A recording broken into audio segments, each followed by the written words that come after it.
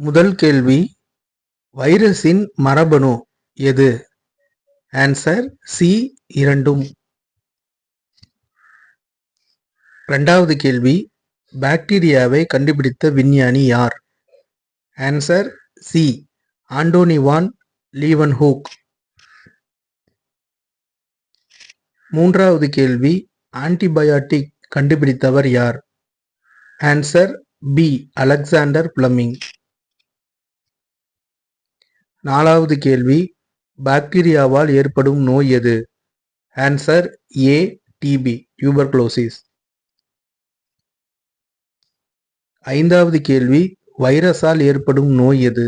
Answer B காய்ச்சல் influenza.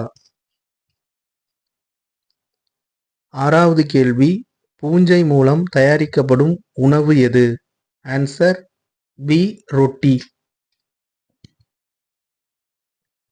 ஏழாவது கேள்வி, பாக்டீரியா செல்களில் காணப்படும் சிறிய வட்ட டிஎன்ஏ எது? Answer B plasmid. எட்டாவது கேள்வி, வைரஸ் பெருகும் செயல்முறை எது? Answer C host cell replication. ஒன்பதாவது கேள்வி, பாக்டீரியாவால் ஏற்படும் உணவு கழிவு நோய் எது? Answer A cholera. பத்தாவது கேள்வி, வைரஸ்களை அழிக்க பொதுவாக பயன்படுத்தப்படும் முறைகள் எவை? Answer B vaccines. இப்போ நாம் 10 கேள்விக்கு பதில் சொல்லியிருக்கோம். 10க்கு நம்ம எத்தனை சரி அப்படின்றத மதிப்பெண் காட்டு அப்படின்றத கிளிக் பண்ணால் நமக்கு தெரிஞ்சிடும்.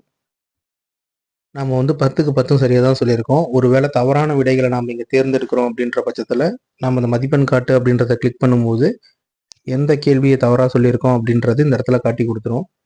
இது மூலியமாகவே உங்கள் டிஎன்பிசி எக்ஸாமுக்கு நீங்கள் இந்த பக்கத்திலேயே படிச்சுக்கிட்டு உங்கள் சுய மதிப்பீடு செஞ்சு பார்க்குறதுக்கு ரொம்ப பயனுள்ளதாக இருக்கும். உங்கள் வீட்டில் இருக்கக்கூடிய எக்ஸாமுக்கு ப்ரிப்பேர் ஆகக்கூடிய ஃப்ரெண்ட்ஸு ஃபேமிலி மெம்பர்ஸுக்கு இந்த பக்கத்தை ஷேர் பண்ணுங்கள். இந்த பக்கத்தோட லிங்கை நான் டிஸ்கிரிப்ஷன்லையும் ஃபஸ்ட்டு கமெண்ட்லையும் கொடுக்குறேன். மறக்காமல் போய் யூஸ் பண்ணி பாருங்கள். உங்களோட ஸ்கோரை கமெண்ட்டில் சொல்லுங்கள். ரொம்ப நன்றி.